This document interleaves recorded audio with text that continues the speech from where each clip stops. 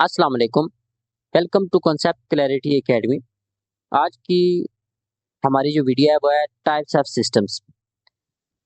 हमारी ये प्लेलिस्ट चल रही है जिसमें कि हम चैप्टर नंबर 1 को 9th क्लास को कवर करेंगे। रीडिंग करते हुए हम तमाम डिटेल को हमारी कोशिश है कि हम स्टूडेंट्स तक पहुँचाएं। Easy wording. System can be broadly categorized into two types, natural and artificial. Understanding the differences and similarities between these systems help us to apply system theory across various fields. Natural systems are naturally built and occur in nature without human intervention. Natural system जो होते हैं वो naturally occur होते हैं, उसमें humans ने अभी तक कोई भी एडिशन नहीं की होती है। इनको समझना और इनकी डिफरेंसेस और सिमिलरिटीज को समझना क्यों जरूरी है, ताकि हम नए सिस्टम नेचुरल सिस्टम को देखते हुए हम नए आर्टिफिशियल सिस्टम बना सकते हैं और अपना जो परफॉर्मेंस है हमारी उसको हम इम्प्रूव कर सकते हैं, इनहेंस कर सकते हैं डिफरेंट ऑपरेशंस परफॉर्म करते हुए। While artificial systems are created by humans to fulfill specific needs, जो आर्टिफिशियल सिस्टम है वो हम लोग अपनी स्पेसिफिक नीड्स को फुलफिल करने के लिए है। यहाँ छोटी सी एग्जांपल अगर आप देख रहे हैं, ये सिक्रिव गेज है। हमारे बहुत ही माइक्रो और मिनी एलिमेंट्स की मेजरमेंट्स के लिए उसकी कितनी विड्थ वगैरह है उसको फाइंड करने के लिए जब हमें एक टूल चाहिए जो कि ये खुद एक मैन ने ह्यूमन ने बनाया हुआ है, जो कि क्या है, स्क्रू गेज है, जो कि एक आर्टिफिशियल सिस्टम की बेस्ट एग्जांपल है। नेचुरल सिस्टम पे आ जाते हैं। Natural system are those that exist in the nature and operate independently human involvement. जैसे कि फॉरेस्ट का सिस्टम है, अभी एग्जांपल वो देगा। ह्यूमन इन्वॉल्वमेंट के बगैर अल्लाह ताला की तरफ से तमाम जो सिस्टम चलते हुए आ रहे हैं वो नेचुरल सिस्टम है। They are governed by natural laws and processes. ये इसमें नेचुरल लॉज और प्रोसेसेस ही यूज हो रहे होते हैं। Natural system are of the various form and sizes. बहुत सारी इसकी फॉर्म और साइजेस डिफरेंट हो सकती है। May be tiny object like atom or cell in our body to very huge like forests। एक छोटे से सेल से लेकर बड़े जंगलात के सिस्टम तक, ओशन सिस्टम तक और कॉस्मोस सिस्टम तक के सिस्टम्स पाए जाते हैं नेचर के अंदर। Following are example of the some natural system. यहाँ पे हम नेचुरल सिस्टम को डिस्कस करेंगे जिसमें कि फिजिकल सिस्टम्स आ जाते हैं। Physical systems are compose of the physical components and governed by the physical law of physics. तो ये इसमें लॉ ऑफ फिजिक्स यूज होते हैं। बेसिकली ये चीज आपने याद रखनी है कि लॉ ऑफ फिजिक्स, वो वाले सिस्टम जिनमें लॉ ऑफ फिजिक्स यूज होता है, वो वाले सिस्टम जिनमें लॉ ऑफ केमिस्ट्री यूज होता है। तो ये देखें, ये डिफरेंट सिर्फ इसी लॉज की बेसिस के ऊपर जो है वो डिफरेंट हैं नेचुरल सिस्टम हमारे। तो हम इनको थोड़ा सा डिटेल से और गौर से देखेंगे। फिजिकल सिस्टम को हम पढ़ रहे थे, तो they include things ranging from subatomic particles atoms to planets, stars, galaxies, and cosmos. Physical systems like any kind of the matter emerge from the interaction of electron, proton, and neutron and subatomic particles while they are governed by the electric and the atomic forces। वो तमाम particle जो कि electron, proton, neutron और सब atomic particles वगैरह से मिलकर कुछ सिस्टम बने होते हैं और इलेक्ट्रिक और एटॉमिक फोर्सेस को यूज करके कुछ ना कुछ परफॉर्म कर रहे होते हैं, वो हमारे फिजिकल सिस्टम्स होते हैं। उसमें एग्जांपल दिया, hydrogen gas is form when an electron, proton and neutron combine. Hydrogen gas कैसे बनती है, जो कि एक नेचुरल हमारे पास सिस्टम है हाइड्रोजन गैस को फॉर्मिंग करने का, तो वो उसने बता दिया कि इलेक्ट्रॉन, प्रोटॉन, न्यूट्रॉन जब मिलते हैं तो बनते हैं। आगे केमिकल सिस्टम्स को हम देखते हैं। Involve substances, their instructions, transformation and reactions. इन चीज़ों को हम जब कीनली ऑब्जर्व करते हैं तो ये बेसिकली हमारे पास जो सिस्टम्स होते हैं वो केमिकल सिस्टम होते हैं। इनमें वही बात मैंने पहले भी बता दी कि गवर्नड जो लॉज होते हैं वो कौन से होते हैं, केमिस्ट्री के लॉज यूज होते हैं। Chemical system emerge from physical system with atoms and molecules interact and bond according to chemical principle, forming new substances। For example क्या एग्जाम्पल है जी, chemical system like water. Water is formed when hydrogen atom bond with hydrogen atom. ठीक है जी, oxygen atom, sorry, hydrogen atom जब oxygen के साथ bond बनाता है तो हमारे पास वाटर बन जाता है। केमिकल रूल्स एंड रिएक्शंस को फॉलो करते हुए ये चीज होती है। फिर बायोलॉजिकल सिस्टम्स आ जाते हैं। नेचुरल सिस्टम के बाद नेचुरल सिस्टम में बायोलॉजिकल सिस्टम्स भी आ जाते हैं। उसमें क्या, biological system consist of the living organism, there interaction, they governed by the biological processes such as growth, reproduction, metabolism. इस सिस्टम में हम लोग भी, ह्यूमंस भी मीन्स के इंक्लूड हो जाते हैं। इनकी भी ग्रोथ होती है, रिप्रोडक्शन होती है, बायोलॉजिकल प्रोसेसेस हमारे अंदर हो रहे होते हैं, तो हम बायोलॉजिकल सिस्टम की एग्जांपल हैं। Biological system emerge from chemical system when molecules interact in complex way to form a living cell with which then organize into tissues and organs and organisms। तो ये वही बात है कि बायोलॉजिकल प्रोसेसेस होने के बाद ग्रोथ हो रही होती है। तो साइकोलॉजिकल सिस्टम्स कौन से होते हैं? Involve the mind and the behaviour. Basically psyche का सारा काम हमारे माइंड और बिहेवियर से है। दे इंक्लूड थॉट्स, इमोशंस और mental processes governed by the principle of the psychology. Psychology के प्रिंसिपल्स, रूल्स, लॉ वगैरह इसमें एप्लीकेबल होते हैं, अप्लाइड होते हैं basically. Psychological system emerge from biological. Biological system से ये बनता है when the brain's physical and chemical processes give rise to thoughts. जब हमारा ब्रेन केमिकल फिजिकल प्रोसेस के बाद राइज होने के बाद थॉट कुछ सोचता है, उस पर कुछ इमोशंस जाहिर कर रहा होता है, कुछ बिहेव कर रहा होता है, which is which are influenced by the individual's experiences and environment। तो उसको देखते हुए ये जो हमारे पास आता है, ये क्या आ रहा होता है, ये हमारे पास बायोलॉजिकल प्रोसेस आते हैं। देन हमारे पास आर्टिफिशियल सिस्टम आ जाते हैं। इससे पहले हमने जो भी पढ़ा वो क्या थे, नेचुरल सिस्टम और उसकी टाइप्स। अब आर्टिफिशियल सिस्टम, आर्टिफिशियल सिस्टम की बहुत डिटेल हम पढ़ चुके हैं पीछे। वो वाले सिस्टम जो कि डेवलप किए होते हैं बाय पीपल, दे में fulfil certain functions, address certain issues. किसी सर्टेन इशू को या सर्टेन फंक्शन को, स्पेसिफिक फंक्शन को परफॉर्म करने के लिए जो सिस्टम डिजाइन किए जाते हैं बाय ह्यूमन, वो आर्टिफिशियल सिस्टम होते हैं। these systems can be as small as a wheel or large as a united nation। each system is designed very deliberately to perform the task, improve the efficiency of the processes and provide solutions to various issues in different sectors। तो मुख्तलिफ sectors में मुख्तलिफ processes को perform करने के लिए, मुख्तलिफ task को परफॉर्म करने के लिए इस सिस्टम को निहायत उम्दा तरीके से बनाया जाता है और हर चीज़ को गौर करते हुए बनाया जाता है। Artificial system are vital part of the contemporary society because they reinforce productivity, solve complex problems and involve people's well-being। जो कंटेम्प्रेरी सोसाइटी होती है उसमें ये बहुत ही वाइटल रोल अदा करता है। क्यों? इसमें प्रोडक्टिविटी हमारी इंक्रीज हो रही होती है, कॉम्प्लेक्स प्रॉब्लम्स को हम मिनटों में, सेकंडों में सॉल्व कर रहे होते हैं, हमारा टाइम कॉम्प्लेक्सिटी हमारी रिजॉल्व हो रही होती है, बेस्ट हो रही होती है। These systems such as knowledge management system, engineering achievement systems, and indeed social systems, which are the framework of success of human civilization। There are different type of artificial systems, some of which are described below। उसमें से कुछ हमारे artificial system यहाँ बताए गए हैं, जैसे कि knowledge system है।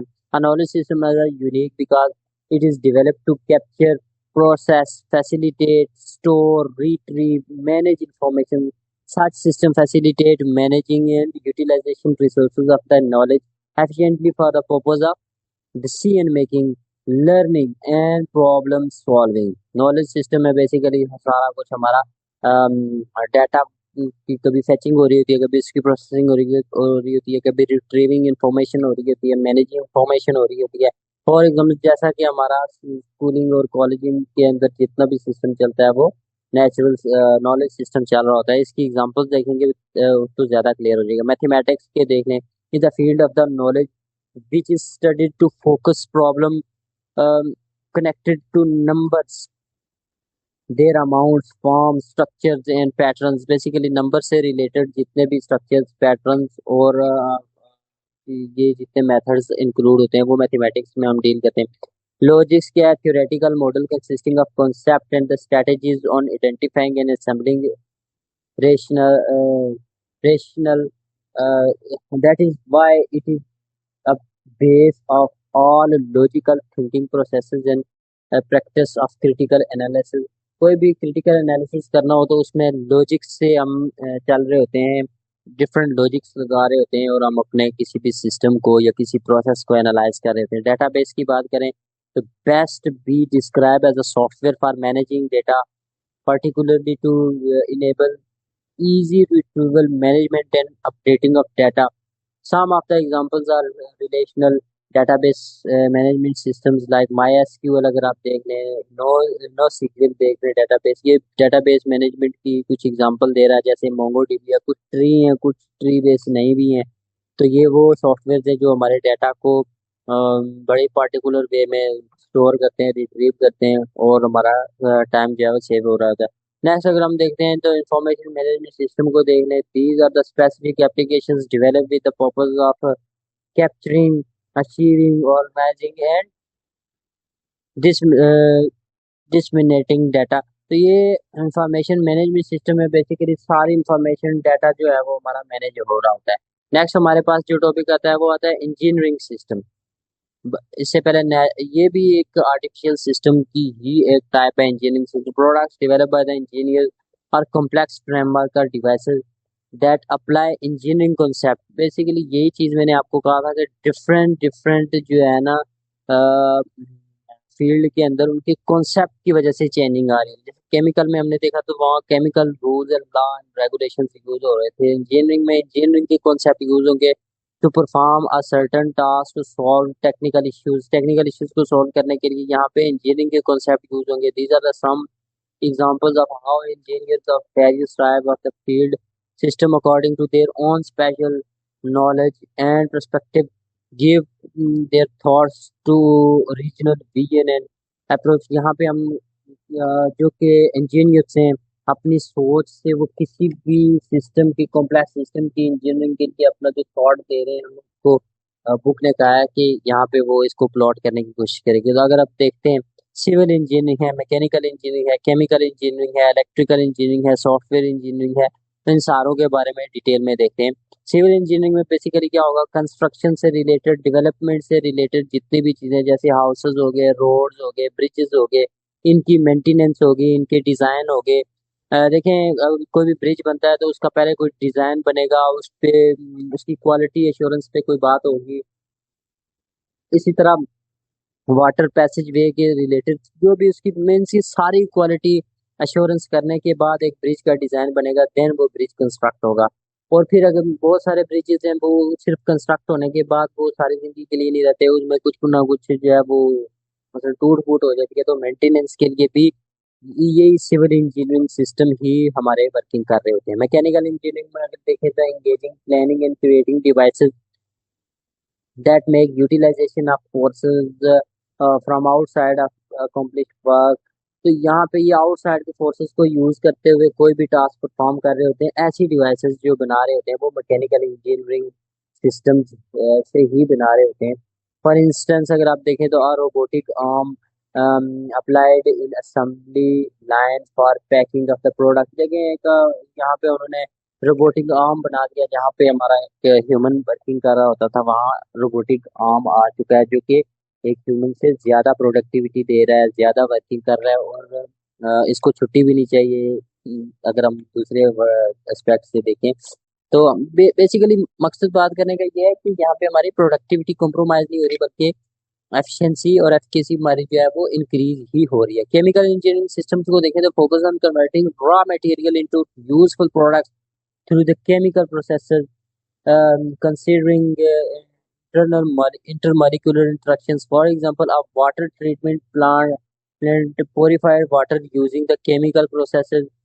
ये केमिकल प्रोसेस है जो कि क्या है, कोagulation और फिल्ट्रेशन। ये दो केमिकल प्रोसेस हैं जो कि यूज करके हम अपने वाटर को फिल्टर कर रहे थे। कोagulation एंड फिल्ट्रेशन की अगर मैं बात करूँ, इसको डिटेल में बताऊं तो ये होता है कि बेसिकली पहले पानी में एक केमिकल फेंक दिया जाता है, जिससे क्या होता है जितना भी पोल्यूटेंट मटेरियल है ना वो डिफरेंट ब्लॉक्स की शेप में एक जगह इकट्ठा हो जाता है। तो जब उसकी डिफरेंट ब्लॉक्स की शेप में इकट्ठा हो जाता है तो फिर देन उसके ऊपर फिल्ट्रेशन, ये जो दूसरा प्रोसेस है किया जाता है, मीन्स कि उन ब्लॉक्स को पानी से निकाल दिया जाता है तो हमारा पानी जो है वो क्लीन हो जाता है, प्योरीफाइड हो जाता है। इलेक्ट्रिकल इंजीनियरिंग सिस्टम की अगर बात करें तो involve the study and application of electricity, electronics, electromagnetism. इस इलेक्ट्रॉनिक्स इलेक्ट्रोमैग्नेटिज्म से रिलेटेड जितनी भी एप्लीकेशन है, हमारी बाइक्स हो गई, गाड़ियाँ हो गई, हमारे घरों में इलेक्ट्रिक कूलर्स हो गए, इलेक्ट्रिक ओवन हो गए, इलेक्ट्रिक एयर फ्रायर्स हो गए, वो जितनी चीज़ें भी यूज़ हो रही हैं वो इलेक्ट्रिकल इंजीनियरिंग सिस्टम के अंडर आती हैं, और इन्हीं के रूल्स और प्रिंसिपल्स और पर्सपेक्टिव्स को यूज़ करते हुए वो डेवलप की जाती हैं। यहाँ सारी वही चीज़ें डिफाइन की गई हैं जो मैंने बता दी। नेक्स्ट अगर आप जाएँ सॉफ्टवेयर इंजीनियरिंग, तो वेरी बेसिक टर्म है, जिसमें कि नए सॉफ्टवेयर डिज़ाइन किए जाते हैं, उनको डेवलप किया जाता है, उनकी मेंटेनेंस वगैरह की जा रही होती है, तो परफॉर्मिंग स्पेसिफिक टास्क, और यहाँ पे हमारा ये सॉफ्टवेयर इंजीनियरिंग भी कवर हो चुका है। सोशल सिस्टम की अगर आप बात करें, तो सोशल सिस्टम कोई भी एक बेसिकली बात करें कि एक ग्रुप ऑफ पीपल्स होते हैं, या एक ग्रुप होता है जो कि दूसरे ग्रुप के साथ इंटरेक्शन करके एक दूसरे की, ये कह लें कि एक दूसरे को फैसिलिटेट कर रहे होते हैं। जैसे गवर्नमेंट है, और गवर्नमेंट जो है वो आवाम को फैसिलिटेट कर रही होती है। गवर्नमेंट एक सोशल सिस्टम है, वो उसके साथ कनेक्ट होती है हमारी आवाम, तो उससे फैसिलिटेट होती है। एकेडमिक यहाँ पे अगर हम इसकी एग्जांपल्स को डिटेल में पढ़ेंगे तो ज़्यादा क्लियर हो जाएगी। एकेडमिक इंस्टीट्यूशंस कौन से होते हैं, जैसे हमारा HEC वगैरह है, ये हमारे एकेडमिक सिस्टम्स हैं।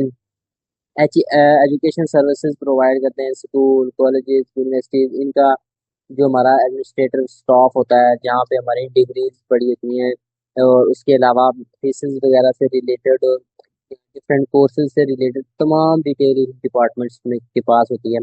और अगर गवर्नमेंट की बात करें तो ऑर्गेनाइजेशन इंस्टीट्यूट है, दैट वाइड अथॉरिटी, जिसके पास फुल कंट्रोल होता है पूरी कंट्री का, उसकी कम्युनिटी का, वो रूल रेगुलेशन अप्लाई करते हुए अपने जो शहरी होते हैं, अपने जो लोग होते हैं, अपनी जो आवाम होती है, उसे फैसिलिटेट कर रही होती है बेसिकली, और निज़ाम को चला रही होती है। ऑर्गेनाइजेशन की बात करें तो ये वो एंटिटी है जो कि डिज़ाइन की जाती है डिफरेंट टास्क को अचीव करने के लिए, स्पेसिफिक टास्क को अचीव करने के लिए। इनकी जो हिरारकी होती है, जो इनके रूल्स एंड रेगुलेशन होते हैं, वो वेल डिफाइंड होते हैं। इनकी रिस्पॉन्सिबिलिटी इनको बिल्कुल एग्जैक्ट पता होती है। इसमें अगर आप एग्जांपल लें तो दो तरह की ऑर्गेनाइजेशन आ जाती है, एक प्रॉफिटेबल, एक नॉन प्रॉफिटेबल।